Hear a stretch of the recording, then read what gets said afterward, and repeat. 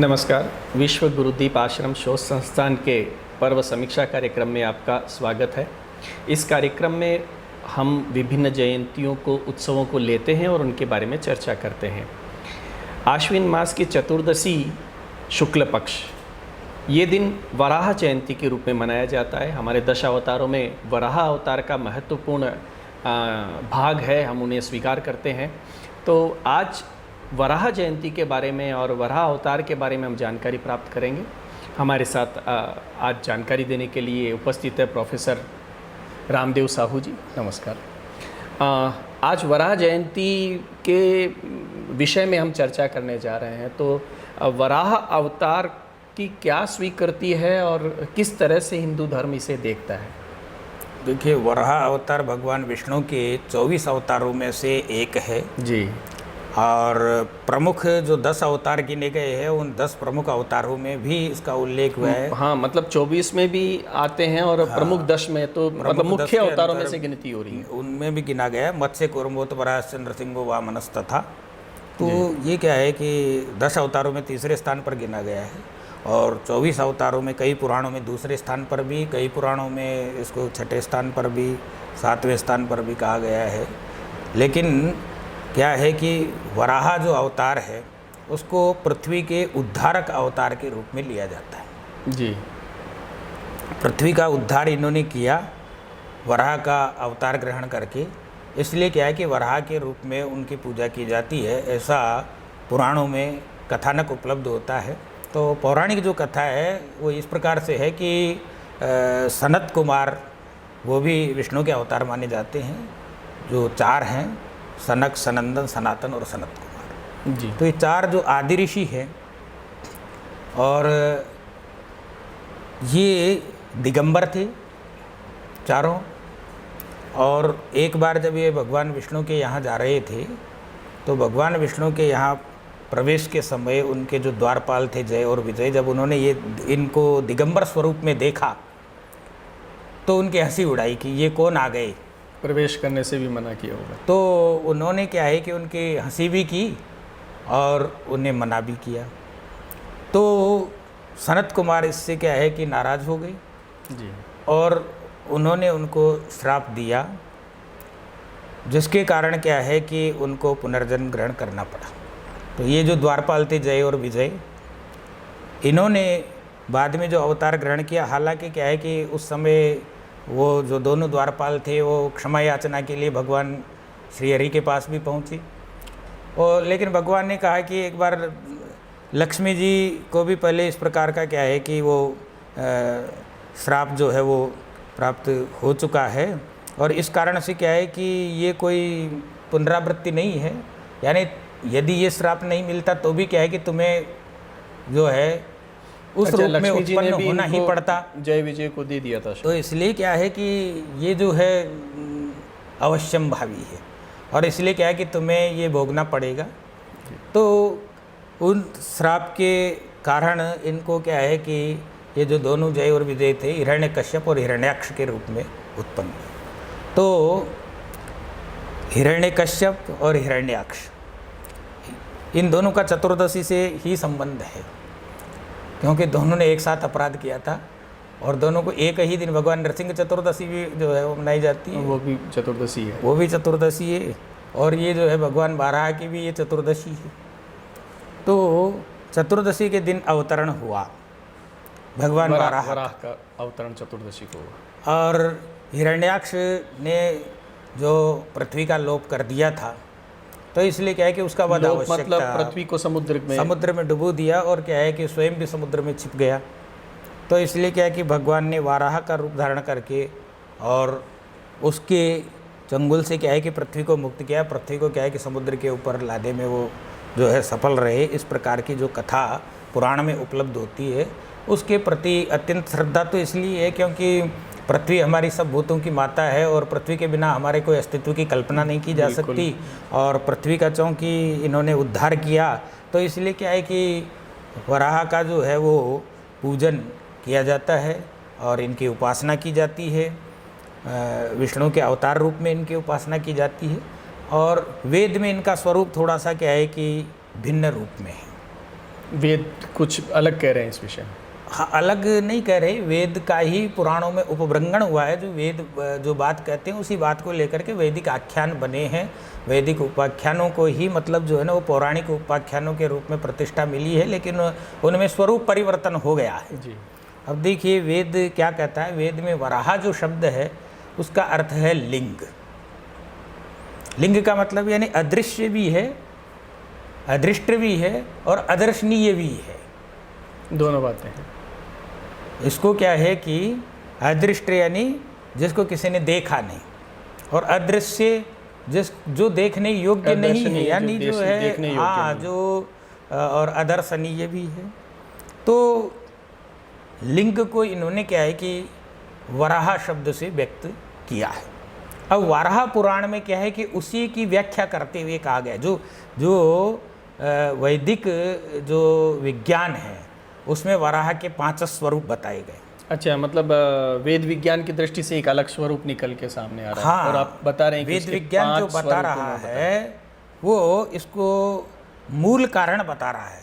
यानी न केवल सृष्टि का मूल कारण, न केवल ब्रह्मांड का मूल कारण, न केवल ब्रह्म का मूल कारण, बल्कि जितना भी जो भी कुछ अस्तित्व में उस अस्तित्व का मूल कारण वराह है। मतलब ऐसा तत्व वराह को अब तत्व के तरह से देख रहा है। तात्विक दृष्टि से यदि देखेंगे तो वराह एक ऐसा तत्व है जो समस्त सबके अस्तित्व को जन्म देता है, जन्म देने वाला जिससे क्या है कि सारे पदार्थ, सारे प्राणी, ब्रह्म स्वयं मतलब जो है वो अस्तित्व को प्राप्त करते हैं। तो देखिए ये वराह वहाँ पर 5 प्रकार के बताए गए। पहला आदि वराह है, दूसरा फिर यज्ञ वराह है, तीसरा श्वेत वराह है, चौथा एमूष वराह है और 5वां ब्रह्म वराह है। अच्छा, तो आदि वराह, यज्ञ वराह, श्वेत वराह, एमूष वराह और ब्रह्म वराह। तो इनके स्वरूपों के बारे में थोड़ा बताएंगे आप? हाँ, देखिए आदि वराह जो है उसका संबंध क्या है कि हमारे अधिष्ठान शरीर से है। अधिष्ठान शरीर यानी हमारा शरीर किस पर आश्रित है, वो आदि वराह पे आश्रित है। तो आदि वराह पर ही हमारा शरीर आश्रित है। जैसे क्या है कि एक बीज के ऊपर पूरा पेड़ आश्रित रहता है, यानी उस बीज के अंदर उसकी संपूर्ण वस्तुएं समाहित है, उसकी आकृति भी समाहित है, उसका भावी स्वरूप क्या होगा है, कितनी लंबाई चौड़ाई होगी, कितनी उसकी आयु होगी, कैसा क्या होगा है, तो ये सारी चीज़ें जैसे उसके ऊपर आश्रित होती है, वैसे ही जो शरीर है वो उसके ऊपर आश्रित होता है, आदि वराह पर आश्रित होता है। लेकिन ये आदि वराह कौन से शरीर पर? प्राणी शरीर पर नहीं है, ये वानस्पतिक शरीर पर। वनस्पति का जो शरीर है, आधार है, वो आदि वराह, उसका मूल आधार आदि वराह है। और वो जो वनस्पति है जो इस आदि वराह से उत्पन्न होती है उसको वेद में कहा गया है पशु। इसका मतलब वैदिक परिभाषा पशु कुछ है, अलग ही निकल के सामने। हाँ, इससे क्या है कि पशु यज्ञ की परंपरा इसी से प्रारंभ हुई है। जो आदि वराह से उत्पन्न होने वाली जो वनस्पति है उसका यदि यज्ञ किया जाए तो पशु यज्ञ हो गया। हाँ, तो उसको पशु यज्ञ कहा जाता है, न कि पशु को काट करके हवन करना यज्ञ है। ये वेद वाङ्मय में स्वीकार्य नहीं है। लेकिन वहाँ पर जहाँ इस प्रकार के शब्द कह दिए गए हैं तो उनसे भ्रांति हो जाती है। जी, जैसे रामायण में मांस शब्द कह करके, शुक्ल यजुर्वेद में क्या है कि जैसे एमूष की और वराह की आहुति देने का मतलब जो है वो उल्लेख किया है। तो वहाँ पर क्या है कि वो जो यज्ञ करने वाला है या कर्मकांड करने वाला वो भ्रमित हो जाता है कि मैं इसमें क्या है कि इसकी आहुति कैसे दूं, और इस कारण से क्या है कि वो पशु बलि प्रथा जो प्रारंभ हुई वो अति गर्हित और निंदनीय प्रथा थी जो चालू हुई। और उसका मूल कारण ये है कि भाष्यकारों का उस तात्पर्य को न समझ पाना मूल कारण रहा। और इस कारण से हम जैसे विज्ञान से दूर हो गए और इन शब्दावलियों से दूर हो गए तो फिर हमने जो हमको लौकिक अर्थ दिखा वो अर्थ ले लिए, वो अर्थ ले लिया। हाँ, जबकि क्या है कि महाभारत में भी उसका स्पष्ट उल्लेख है। महाभारत में क्या है कि जो पशु क्या है कि यज्ञ में काम में लिया जाता है उसके लिए स्पष्ट कहा है कि 3 वर्ष तक रखा हुआ धान्य वो पशु यज्ञ के पशु बलि के काम आता है। पशु यज्ञ में पशु बलि जिसकी दी जाती है उसमें 3 वर्ष पुराना धान्य होना चाहिए। 3 वर्ष पुराने से मतलब ये है कि उससे वनस्पति नहीं उगती है। 3 वर्ष पुराना जो धान्य हो जाता है, यदि आप उसको बोओगे तो वनस्पति का उत्पादन नहीं करेगा, तो वो क्या है कि निर्वीर्य हो जाता है जी। और निर्वीर्य होने के कारण ही क्या है कि उसको इस पशु यज्ञ में काम में लिया जाता है।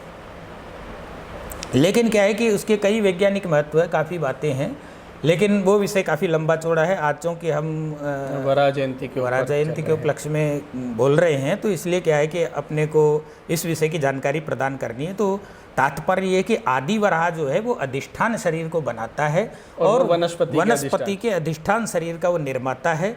वो वनस्पति सृष्टि का एक मूल बीज है, जिसको वेद में पशु प्राण भी कहा गया है। पशु प्राण शब्द से कहा गया है, वही उसी को ही आदि वराह समझना चाहिए। ऐसा क्या है कि मधुसूदन ओझा जी ने भी निर्देश किया है अपने ग्रंथों में, विश्वश्रेष्ठ संदर्भ में भी इसका वर्णन किया है। दूसरी बात क्या है कि जहाँ भी प्राण मीमांसा की बात आई है, वहाँ पर भी अपने ग्रंथों में उन्होंने इसका उल्लेख किया है। दूसरा है देखिए यज्ञवराह। यज्ञवराह का मूल संबंध यज्ञ से है। आदिवराह का संबंध क्या है कि यज्ञ से इसलिए नहीं है क्योंकि वनस्पति इत्यादि जो भौतिक पदार्थ थे, जो वानस्पतिक जो पृथ्वी के ऊपर ही उत्पन्न होते हैं, तो वो जो यज्ञ हो रहा है वो दृष्ट यज्ञ नहीं है। लेकिन यज्ञवराह उसको कहा गया है कि जो यज्ञ प्रकृति में संपन्न हो रहा है, जो प्रकृति का जो यज्ञ चल रहा है उससे संबंधित हुआ, चाहे वो सूर्य के अंदर होने वाला परमाणु विखंडन हो, चाहे वो क्या है कि ग्रहों की गति से उत्पन्न होने वाला हो जी, चाहे वो क्या है कि ऋतु चक्र से होने वाला हो, चाहे वो क्या है कि वायु आकाश आदि पंच महाभूतों से होने वाला हो। तो ये जो प्राकृतिक जो यज्ञ हो रहा है, जो इसमें अंतरिक्ष में यज्ञ हो रहा है और पूरे ब्रह्मांड में जो यज्ञ प्रक्रिया चल रही है, तो उसमें क्या है कि यज्ञ वाराह की अवस्थिति बताएगी, यानी उसका भी एक लिंग है, एक कारण है उसका, जिस कारण से ये हो रहा है। ये जो प्राकृतिक जो यज्ञ चल रहे हैं, अग्निसोमात्मक जो यज्ञ चल रहे हैं, ये यज्ञ वराह इनके मूल तो में उस यज्ञ का जो मूल कारण है वो यज्ञ वराह है। और ये क्या है कि सूक्ष्म भौतिक शरीर का आधार है जी। यानी जैसे हमारे भी प्राणियों के जो सूक्ष्म शरीर होते हैं, तो सूक्ष्म शरीर किस आधार से वो रह पाता है, यानी जो आदि वराह था वो तो मूल शरीर, यानी जो हमारा जो शरीर का जो मूल स्वरूप था आदि, उसका था, जिसको, और सूक्ष्म शरीर जो है ये जो दूसरा रूप है, तो ये हमारे सूक्ष्म शरीर का जैसे कारण बनता है, और सूक्ष्म शरीर के साथ साथ ये आतिवाहिक शरीर का भी कारण बनता है, क्योंकि आतिवाहिक शरीर भी एक प्रकार का सूक्ष्म शरीर ही है जो मरने के बाद बनता है। उस शरीर का नाम आतिवाहिक शरीर, मरने के बाद जो सूक्ष्म शरीर बनेगा, यानी उसका नाम आतिवाहिक शरीर है, उसको सूक्ष्म शरीर नहीं कह सकते। सूक्ष्म शरीर क्या है कि स्थूल शरीर की उत्पत्ति से पहले जो विद्यमान होता है उसको सूक्ष्म शरीर कहते हैं जी। तो इसलिए क्या है कि उसमें जो शरीर बनेगा, आतिवाहिक शरीर जो बाद में बनेगा, उसका कारण भी ये यज्ञ वाराह ही है जी, यानी ये उसका मूल कारण है। दूसरी बात क्या है कि चंद्रमा की सृष्टि में भी ये कारण है। चंद्रमा की सृष्टि में यानी ये सोम प्रधान है। यज्ञ में क्या है कि सोम की ही आहुति दी जाती है, अग्नि में तो अग्नि में जो सोम की आहुति है, तो सोम का प्राधान्य माना गया है, और उस प्राधान्य के कारण क्या है कि ये चंद्रमा की सृष्टि का बीज भी है यज्ञ वराह। हाँ, यानी चंद्रमा की स्थिति क्या है कि जैसे सूर्य की स्थिति, पृथ्वी की स्थिति है, तो वो तो किसके कारण से, क्योंकि अग्नि ही जीवन है, और जो जल बना था वो अग्नि के कारण, अग्नि से ही जल की उत्पत्ति हुई थी। तो पंच महाभूतों के क्रम में अग्नि से जल उत्पन्न होता है, और जो उसका मूल रूप है, जैसे अग्नि का जैसे क्या है कि वायु है, वायु का आकाश है, तो वायु का जो रूप था, जो मूल रूप था, वो था सोम। तो ये जो सोम है जिसकी अग्नि में आहुति दी जाती है, तो वो जो सोम है उसका स्वरूप कैसे सुरक्षित हो, यानी अग्नि ही क्या है कि पदार्थों के स्वरूप को सुरक्षित रखने वाला है, लेकिन चंद्रमा ऐसा है कि उसके अंदर जो अग्नि रहती है वो अग्नि क्या है? वो अग्नि केवल रश्मियों के अंदर समाहित सूक्ष्म अग्नि है, यानी उसके अंदर अग्नि का ऐसा प्राधान्य नहीं है जिससे स्वरूप मतलब जो है वो उत्पन्न हो जाए। इसलिए क्या है कि यज्ञ वराह उसके स्वरूप को प्रदर्शित करता है। दूसरे जो पिंड है, आकाशीय पिंड, वो तो क्या है कि अग्नि के कारण प्रकाशमान होते हैं, लेकिन यदि चंद्रमा अग्नि के कारण प्रकाशमान होता तो क्या है कि उसमें उष्मा भी निकलती और गर्मी भी देता, शीतलता नहीं प्रदान करता। तो चंद्रमा शीतलता ही क्यों प्रदान करता है? इसका मूल कारण है यज्ञ वाराह, उसका जो है वो मूल है चंद्र सृष्टि का। फिर देखिए इसी प्रकार से आगे श्वेत वाराह की बात आती है, और हम जिस वाराह की पूजा करते हैं, जिस वाराह का वर्णन पुराणों में किया गया है, वो मूलतः श्वेत वाराह ही है, क्योंकि हमारे इस कल्प का नाम भी श्वेत वाराह है। श्वेत वाराह कल्पे हम जो है बिल्कुल हम संकल्प करते हैं तो श्वेत वाराह कल्प बोलते हैं। तो ये श्वेत वाराह जो है ये एक विशिष्ट है। ये क्या है कि ग्रह, नक्षत्र, तारे इत्यादि जो है इनका मूल बीज है, इनका लिंग है ये। तो देखिए जो श्वेत वाराह है ये और क्या काम करता है? तो ये प्राणी शरीर का अस्तित्व को बनाता है। हमारे शरीर के अस्तित्व का मूल आधार भी ये श्वेत वाराह ही है, जिसको हम मनुष्य शरीर कह लें या प्राणी जो अन्य जो भी है, चतुष्पद है, द्विपद है, और जो भी है हमें जो दिखाई देते हैं, चाहे वो सरीसृप हो, तिर्यक हो, तो इन सब प्राणियों का जो मूल आधार है जीवन का, वो यह श्वेत वाराह है। और पृथ्वी की सृष्टि का आधार भी यही है, जिससे पृथ्वी अपने अस्तित्व को बनाए हुए है। यानी हमने तो हमारे शरीर को बना ही रखा है, लेकिन जो पृथ्वी के जो जड़ पदार्थ हैं उनका भी जो अस्तित्व है वो इसी के ऊपर निर्भर करता है। इसलिए क्या है कि ये श्वेत वाराह स्वरूप जो है उस स्वरूप से भिन्न है, और ये एक भिन्न प्रकार का लिंग है, इसलिए इसका नामकरण श्वेत वाराह किया गया है। इसके बाद में फिर एमूष वाराह, जिसको वाराह का जो चौथा स्वरूप है, वो एमूष वाराह जो है वो रश्मिमय स्वरूप वाला है, और उसका जो स्थान है वो अंतरिक्ष है। वो अंतरिक्ष में क्या कार्य करता है? तो देखिए वो एमूष वाराह जो परमेष्ठी की सृष्टि करता है जी। परमेष्ठी कहा गया है ब्रह्मा को, यानी ब्रह्मा की सृष्टि करने वाला एमूष वाराह है। हाँ, तो ये क्या है कि ये प्रजापति, हालांकि इन पंचवराहों को भी प्रजापति कहा गया है, प्रजापति शब्द से कहा गया है, और ये जो परमेष्ठी है उसको ब्रह्मा, उसको भी हम प्रजापति कहते हैं। तो ये परमेष्ठी की सृष्टि करता है। इसके अलावा क्या है कि ये दो प्रकार की सृष्टि और करता है, देव सृष्टि और असुर सृष्टि, जिनको सुर और असुर भी कहा गया है। सुर और असुर ये रश्मियों के रूप में ही है दोनों, और इन रश्मियों की सृष्टि भी ये क्या है कि इनका भी ये मूल बीज, मूल कारण जो है ये एमूष वाराह है। और ये जो है परमेष्ठी की सृष्टि करने का मतलब ये है कि जो ब्रह्म है उस ब्रह्म के जो तीन स्वरूप है, अव्यय, अक्षर और क्षर, ये तीन जो स्वरूप है, उन तीन स्वरूपों के जो है आधार रूप में ये चौथे स्वरूप की यानी परमेष्ठी की उत्पत्ति करता है। और ये परमेष्ठी ही बाद में जो ब्रह्मा जो बनता है वही सविता बन जाता है। वो तीनों जो ब्रह्म है वो उसके जो है स्वरूप दृश्य नहीं है, अव्यक्त स्वरूप है। पहला जो व्यक्त स्वरूप बनता है वो ब्रह्मा या परमेष्ठी होता है। तो वो जो व्यक्त स्वरूप है ब्रह्म का, उस परमेष्ठी की उत्पत्ति का ये मूल आधार जो है वो एमूष वाराह ही, जिससे वो अपने अस्तित्व को समझने लगता है कि ब्रह्म ब्रह्मा के रूप में कि मैं कुछ हूँ, मुझे कुछ करना चाहिए। ये है ब्रह्मा की उत्पत्ति जब तक नहीं होती तब तक वो ब्रह्म ये नहीं समझता कि मुझे क्या करना है क्या नहीं करना है जी। तो इसलिए क्या है कि इसका परमेष्ठी की उत्पत्ति में भी बहुत गहरा जो है वो योगदान है। और अंतिम जो ब्रह्म वराह है, वो ब्रह्म वराह ब्रह्म के अस्तित्व को बनाए रखने के लिए है।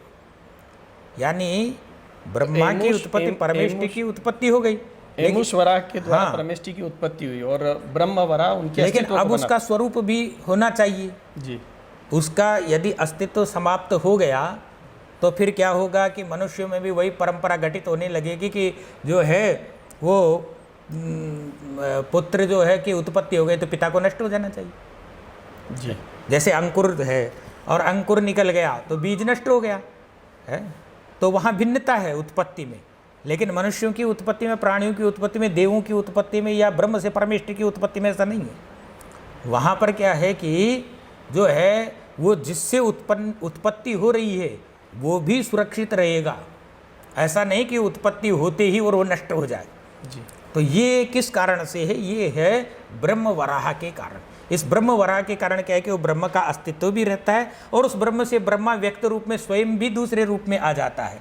इसी प्रकार से क्या है कि हमारे यहाँ जो कहा गया आत्मा वै जायते पुत्र है, तो इसमें भी यही है कि एक प्राणी उत्पन्न हो जाता है, लेकिन उत्पन्न होने के बाद उसका जो कारण है जिससे उत्पत्ति हुई है वो भी अपने अस्तित्व को बनाए रखता है। तो ये उसके अस्तित्व को बनाए रखने का जो महान कार्य है वो इस ब्रह्म वराह का है। इस प्रकार से क्या है कि भगवान वराह की जो महिमा और जो तात्विक विवेचन है जो वेद के अंदर कहा गया है उसको वराह पुराण में भी जो है बताया गया है। पुराणकार वेदव्यास जी ने इसका जो है उसमें विवेचन किया है उसी रूप में, लेकिन चूँकि हम उसको कम ही अध्ययन करते हैं इसलिए क्या है कि हमें इसकी जानकारी नहीं है। तो आज इस अवसर पर क्या है कि हमने ये जानकारी मिली और 5 स्वरूप, ये सबसे बड़ी बात है कि वराह के 5 स्वरूप हमारे सामने आए। आदि वराह जो इस पूरी सृष्टि का और ब्रह्म का भी बीज है, यज्ञ वराह जो सूक्ष्म शरीर का बीज है, श्वेत वराह जो भौतिक शरीरों का बीज है, एमुष वराह जो ब्रह्म का मूल है और परमेष्टि का मूल है, और ब्रह्म वराह जो उनको धारण करता है। तो इस प्रकार से ये वराह जयंती के विषय में हमको जानकारी मिली और 24 अवतारों में से मुख्य 10 अवतारों में भी इनको शामिल किया जाता है। ये वो तत्व है जो सृष्टि की संरचना में मूल भूमिका निभाता है। मूल बात तो ये है कि ये जो 10 है जिसमें क्या है कि विराट के जो 10 वेद माने गए हैं तो उनके आधार पर ये 10 अवतारों को मतलब प्रमुखता दी गई है। जी, तो ये तो बड़ी मुख्य विषय तो वेद का ही है, लेकिन उसको क्या है कि पुराणों में जो है भिन्न रूपों में कहा गया, आख्यानों के रूप में कहा गया है। आख्यान बना करके उनको चिरस्थायी रहे इस प्रकार से ढाल दिया गया है। लेकिन सबकी अपनी वैज्ञानिकता है और उस दृष्टि से हमको पुराणों का और वेदों का अध्ययन करना चाहिए। बिल्कुल, तभी इसकी उपयोगिता और निश्चित रूप से इन चर्चाओं से इनके वैज्ञानिक पक्ष निकल के सामने आते हैं और यही विश्व गुरुदीप आश्रम शोध संस्थान का कार्य है कि वो इस प्रकार की चर्चा करके और जो हमारे आख्यान है उनमें निहित ज्ञान को बाहर निकाल के जन सामान्य को अवगत कराए। आप कार्यक्रम में पधारे, बहुत बहुत धन्यवाद।